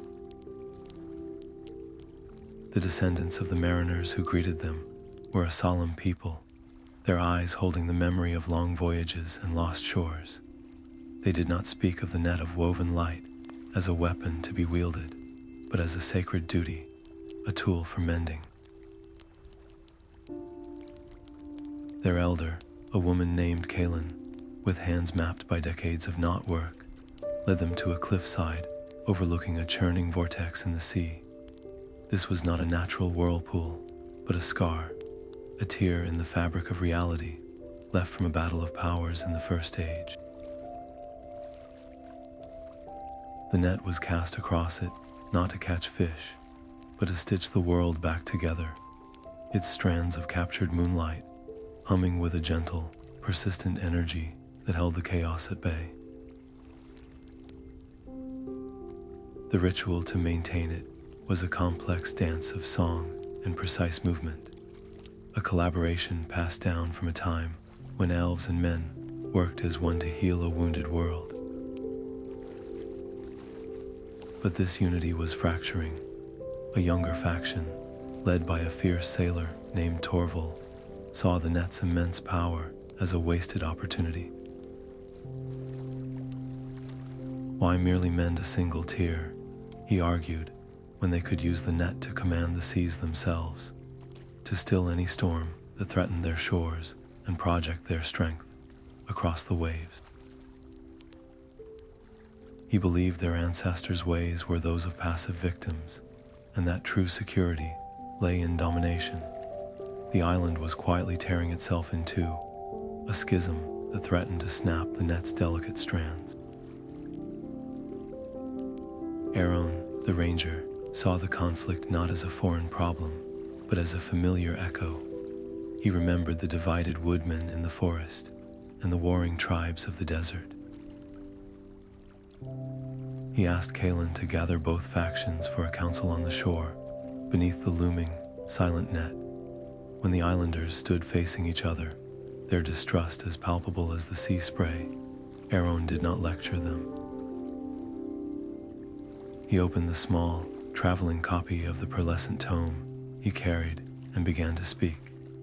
He told them the story of the desert spear, not as a tale of a radiant weapon, but as a lesson in what happens when a tool of peace is coveted as a tool of power. He spoke of the generations of war it sparked, and how only by hiding it, by making its light a secret shared by all, was peace finally achieved. He then shared the counter-story, the tale of the Dwarven hammer, and how its power was magnified 1,000-fold because it was founded on an unbreakable oath of loyalty, a unity of purpose that made it a keystone, not just a key. His voice was calm, his words not his own, but the collected wisdom of the anchors. He showed them that division had, time and again, led to the loss and corruption of legendary power, while unity had allowed that same power to endure and protect. The stories did not command, they illuminated a path. Torval, who had stood with his arms crossed and his jaw set, slowly lowered his gaze to the sand. He saw his ambition reflected in the shattered kingdoms of the tome's pages, and he saw a different kind of strength in the enduring pacts. The council lasted through the night, but by dawn, a consensus had been reached. The mending rituals would continue, and the net would remain a tool of healing. In a gesture that sealed the new peace, Torval and his followers were given a greater role in the rituals, their strength and passion channeled into the ceremony's most demanding physical components. The island had not been conquered, but whole again. Grateful for the wisdom that had averted their collapse, the mariners formally joined the Keeper's network. They shared their unique understanding of artifacts, not as swords or axes, but as instruments of restoration, expanding the very definition of what a legendary weapon could be. When the ship bearing Aeron's message finally sailed back into the harbor of Minas Tirith weeks later, the Keeper read the simple report and allowed herself a small, profound smile. Her order was no longer a single point of light in a white city. It was a constellation, its influence now stretching across the sea, its threads of memory weaving new patterns in lands of untold legend. The air in her study was cool and still, the Perlessent tome resting peacefully on its stand, yet a faint, discordant hum pricked at the edge of her awareness, a splinter of dissonance in the city's newfound harmony. It led her to the museum's newest wing, to a simple bronze circlet donated by a merchant from the southern fiefdoms. To any other eye, it was merely old. But to the Keeper, it pulsed with a lingering shadow, a faint echo of Malgar's corrosive touch, a reminder that the Renegade's influence had spread further than anyone knew, and that balance was not a state to be achieved, but a practice to be maintained. This was not a threat of open violence, but the quiet, persistent seepage of a forgotten poison. In response, she instituted a new protocol for the Order, regular cleansing rituals for every artifact in their care. These were not exorcisms, but gentle ceremonies of light and elven song, designed to soothe agitated histories and reaffirm the positive purpose woven into each object, ensuring the museum remained a place of healing inspiration, not a gallery of dormant dangers. The rituals quickly became a source of friction. Master Lorian, a senior scholar from her days in the dusty archives, confronted her in the great library. He was a man who trusted ink and vellum, not intuition and melody. "You turn a house of learning into a temple of superstition," he declared, his voice echoing in the silent hall. "You would have us sing lullabies to bits of metal, as if they were frightened children. This is not scholarship. It is sentiment, and it undermines the credibility of everything we have built." The challenge was public and direct, a test of her authority rooted in the very world she had left behind. She could not ignore it. Instead, she invited him, and a gathering of other skeptical academics, to witness a demonstration. She brought forth the bronze circlet, its discordant hum now a palpable unease in the room. She did not argue. She simply began the ritual, her voice joining with those of her keepers in a slow, resonant chant, while carefully focused beams of crystal light played over the metal. At first, nothing happened. Then, a wisp of black smoke, thin as a thread of spider silk, coiled from the circlet. The discordant hum sharpened into a brief, silent shriek, and then it simply faded. The circlet lay quiet, its bronze seeming to warm and glow with a gentle, steady light. The oppressive feeling vanished, replaced by a profound and tangible peace. Master Lorien did not speak for a long moment. He had expected trickery, not a transformation he could feel in his very bones. The keeper looked at him, her eyes holding not triumph, but empathy. "You asked for evidence," she said softly. "Some histories are not written in ink, but in resonance. To ignore that is to read only half the scroll." The old scholar, a man who had devoted his life to the pursuit of verifiable truth, found himself facing a new category of fact. He approached the now quiet circlet, his hand hovering over it, feeling the absence of the malice that had been there moments before. "I was mistaken," he admitted, his voice thick with a scholar's humility. "I studied the words, but you understood the music." His conversion was more powerful than any decree. It proved that her methods could withstand rigorous scrutiny, blending mystical practice with observable results. This victory did more than silence dissent. It introduced a new scientific rigor to the Order's work, broadening its appeal to those who needed to see to believe. The following morning, Master Lorien himself stood before her, asking to join the keepers as a novice, his lifelong quest for knowledge now redirected toward this deeper understanding. As they reviewed a growing stack of applications from across the city, a soft tapping came at the window. A small brown bird waited on the ledge, a single silver-shelled seed clasped in its beak. As the keeper took it, a familiar scent of damp earth and blooming night flowers filled the air. It was a gift from the Entwife, a sign that the connections she had forged were alive and growing, a quiet network of watchers and guardians spanning the length and breadth of the world. The silver-shelled seed felt cool and impossibly smooth in the keeper's palm. She carried it not to a vault, but to the small, sunlit garden at the very heart of the new museum. There, she knelt and pressed it into the rich soil, whispering a greeting to the memory it carried. The growth was not slow. Overnight, a sapling of silver bark and leaves like polished emerald pierced the earth, and within a week, it was a young tree whose branches brushed the museum's high, vaulted ceiling. Its leaves did not rustle with the wind, but with voices, a soft chorus recounting the oath of the Dwarven hammer, the slow song of the Entwife, the covenant of the desert spear. Visitors would stand beneath its boughs, their eyes closed, not just learning the stories, but feeling them, as if the memories were seeping into their very bones. The tree had become a living archive, a place where a Rohirrim horse lord could understand the weight of an elven promise, and a Dwarven stone worker could feel the fragility of a desert truce.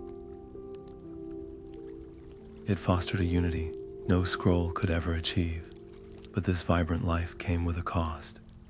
The tree's roots, thick and powerful, began to shift the very foundations of the building, cracking the elegant stone floor and threatening the stability of the surrounding walls. Master Lorien and the more traditional builders saw only the damage, the chaos of nature invading their ordered house of learning. They urged the keeper to prune the roots, to constrain the tree before it brought the roof down upon their heads.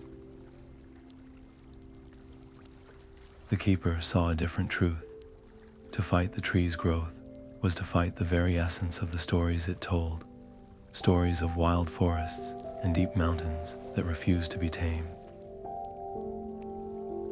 Instead of containment, she chose integration. She summoned architects and gardeners, and together they began a radical redesign.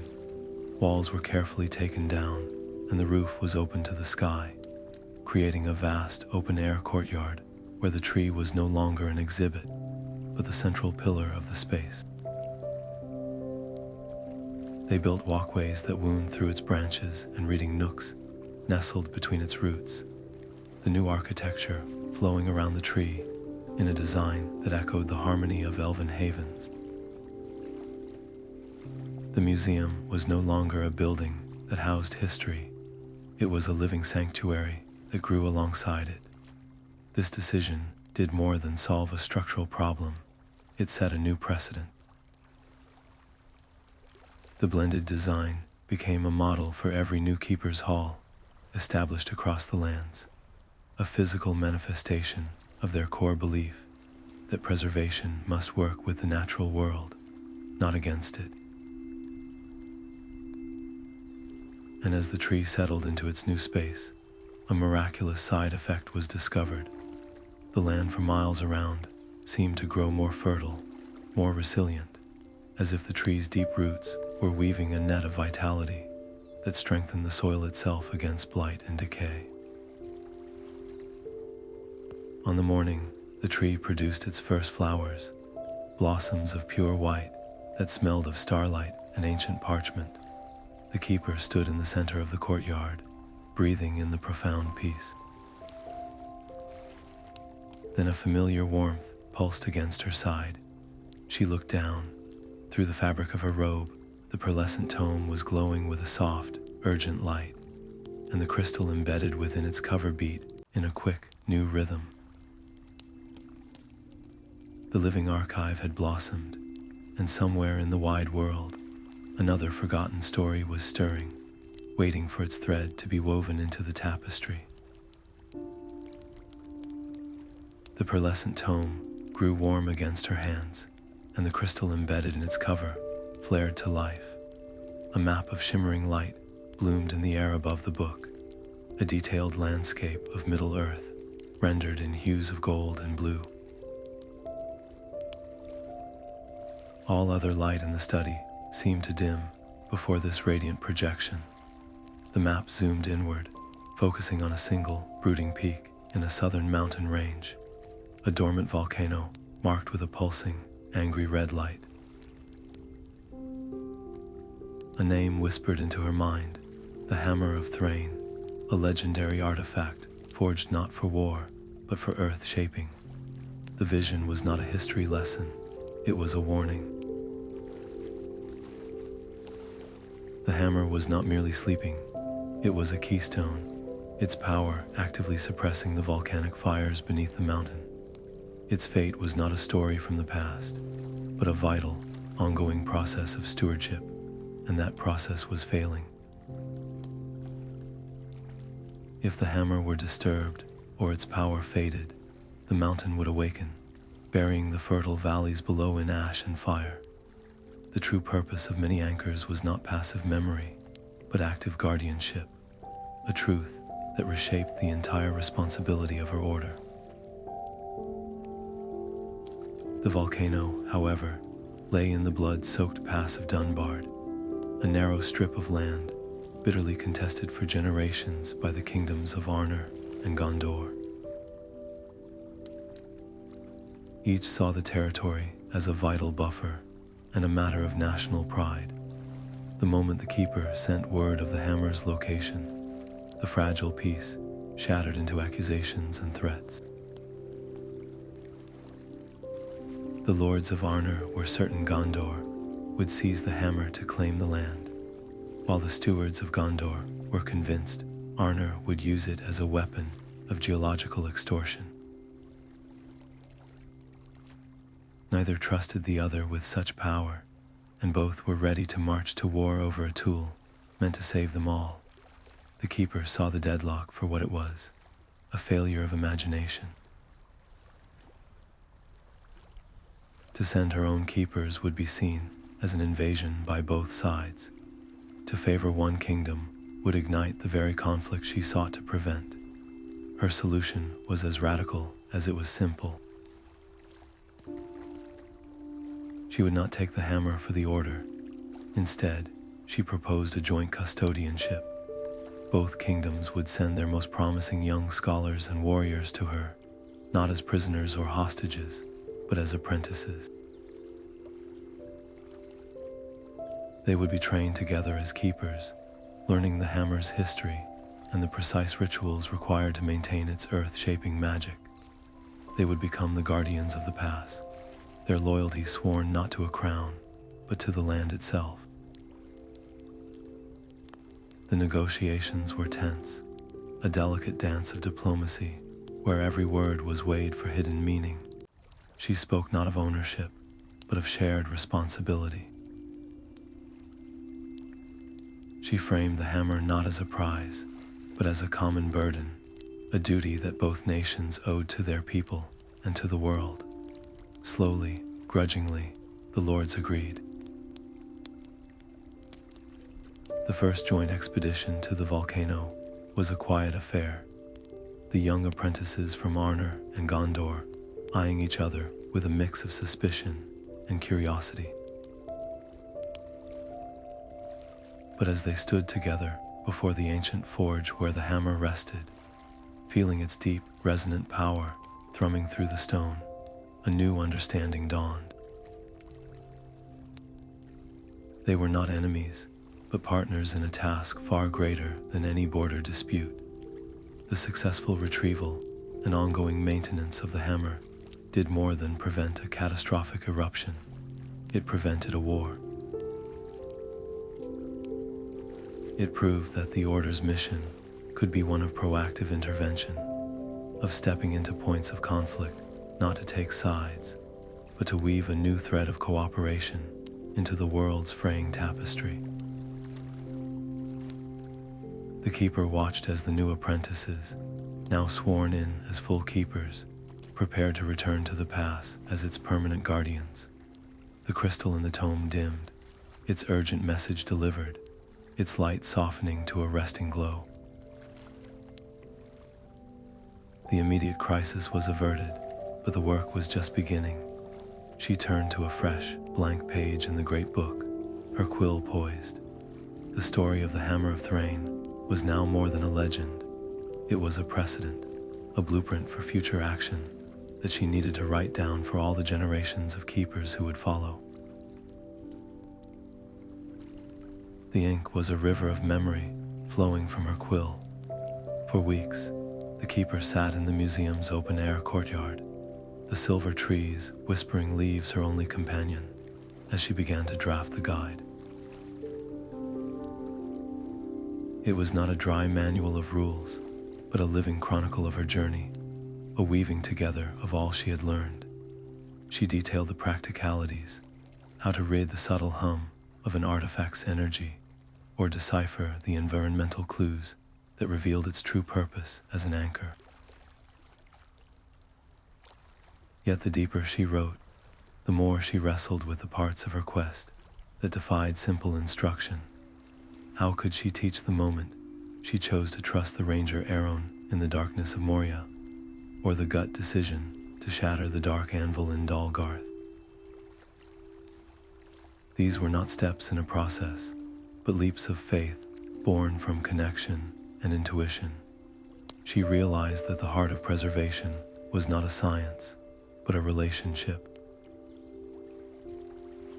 To bridge this gap, she filled the pages with her own stumbles and fears, recounting her failure to convince the Woodmen with logic alone, and her initial terror at the cursed dagger's touch. She showed that true wisdom was often forged in the fires of adaptation, in the quiet choice to listen when every instinct screamed to run. This vulnerability made the text immortal. When the finished guides, copied by a dozen dedicated scribes, were sent out to the allied realms, they did more than standardize the keeper's methods. They carried a piece of her soul, a humble admission that the work was never about perfect knowledge, but about perpetual learning. The Order's influence solidified, its principles now a common tongue, spoken from the Dwarven halls to the Elven havens, ensuring that no matter how far the network spread, its heart would remain true. As she inscribed the final symbol on the last page, a great shadow passed over the sun. A delegation of the great eagles descended into the courtyard, their majesty a silent storm of feather and grace. Sauron, the Eagle Lord, approached, and in his beak he held not a message, but a single primary feather that glowed with the same soft, internal light as her pearlescent tome. He laid it before her without a word. The feather was not a warning or a plea. It was an invitation, a call to a gathering of all the free peoples who had become entwined in this tapestry of memory. The council was not to be held in any city of stone, but in the high eyries where the sky meets the earth, a place where the fate of anchors and the future of the world would be decided not by kings, but by guardians. The glade was a cathedral of ancient trees, their branches forming a living vault high above. Representatives of every free people stood in a wide circle, their diverse forms a testament to the world's rich tapestry. There were elves with eyes holding the light of the stars, dwarves whose beards were braided with mithril thread, and lords of men from Arnor and Gondor. The Ents stood as patient sentinels, their slow voices like the rumble of deep earth, while the great eagles perched on high branches, their golden gaze missing nothing. Even the redeemed smith, Malgar, stood among them, his presence a quiet symbol of healing.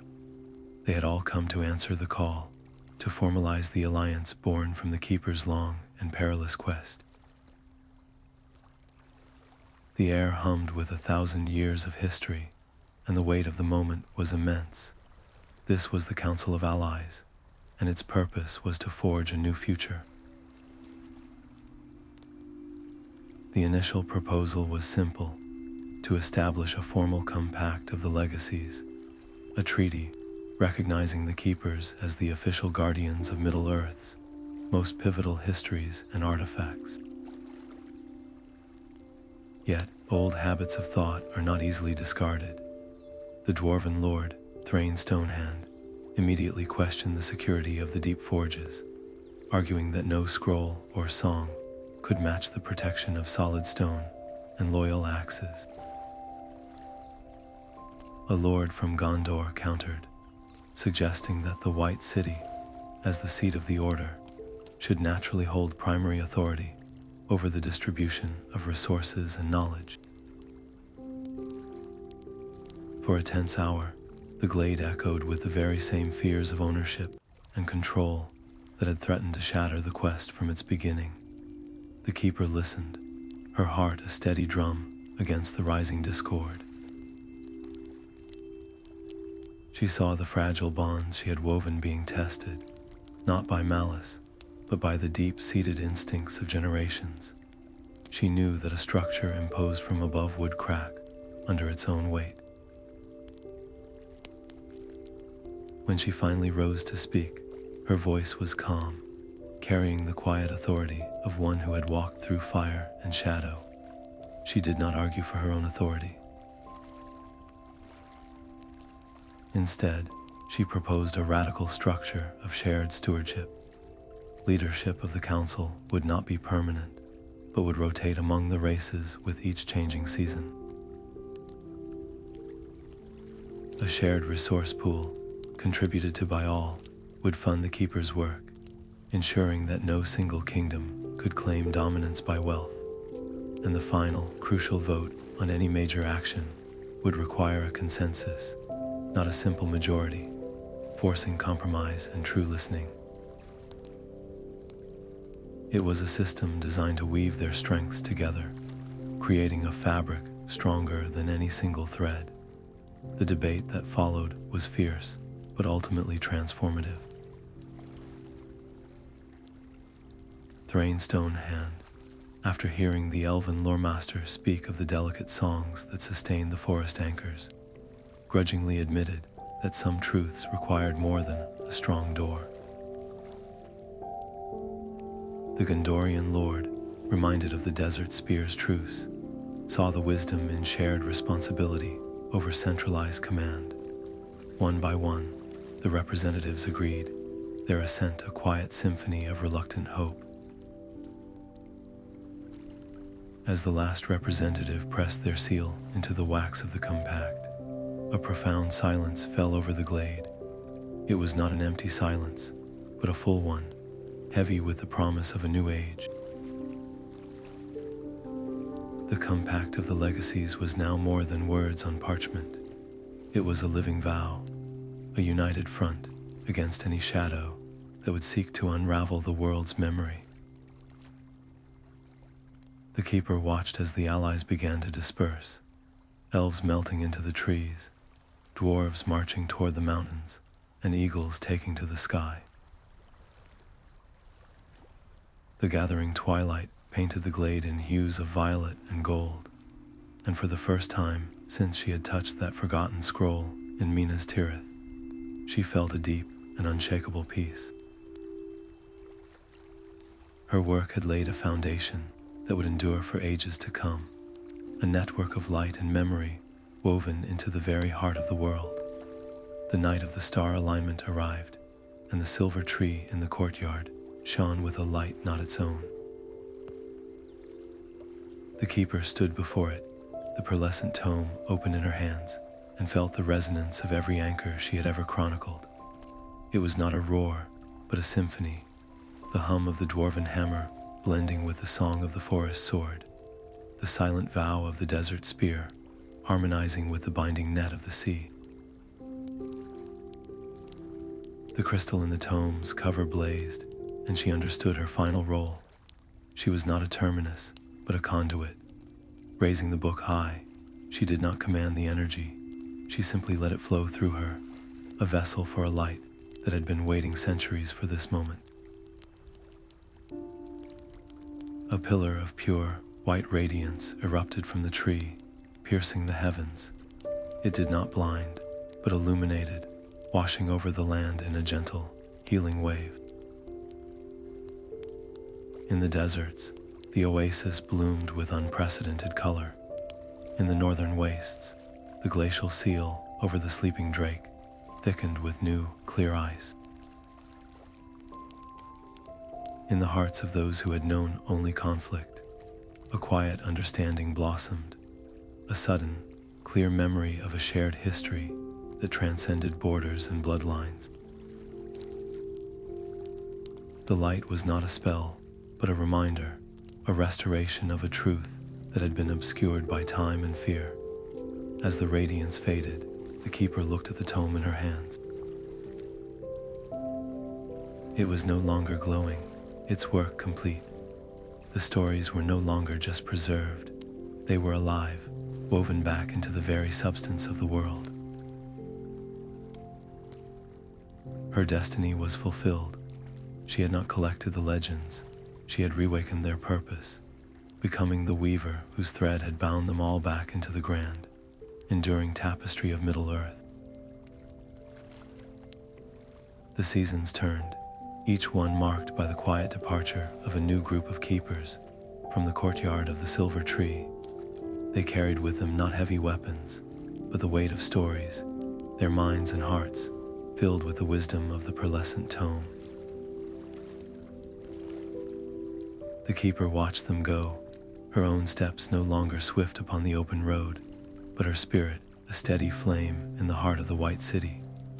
Her personal quest, born from a single beam of light on a forgotten scroll, had grown into something far greater than she could have ever planned, an institution that now breathed with a life of its own.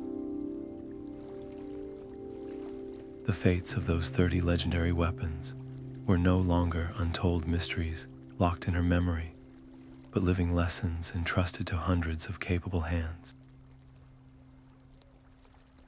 The sword in the forest continued its silent watch, the hammer in the mountain held fast against the ancient cold, and the spear in the desert sustained its fragile peace, all because their stories were now known and honored across the lands.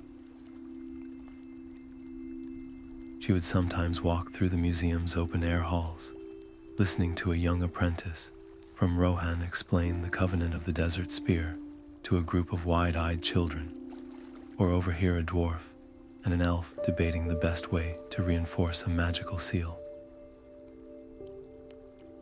In these moments, she felt a profound and quiet joy. Her own great adventures had slowed, the frantic race against shadow replaced by the deep, satisfying work of mentorship and guidance. The end of her journey was not a full stop, but a gentle passing of the torch. The final page of her own story was simply the first line in 1,000 others yet to be written, a promise that in the ever-unfolding tale of Middle-earth, every ending is but a new beginning in disguise.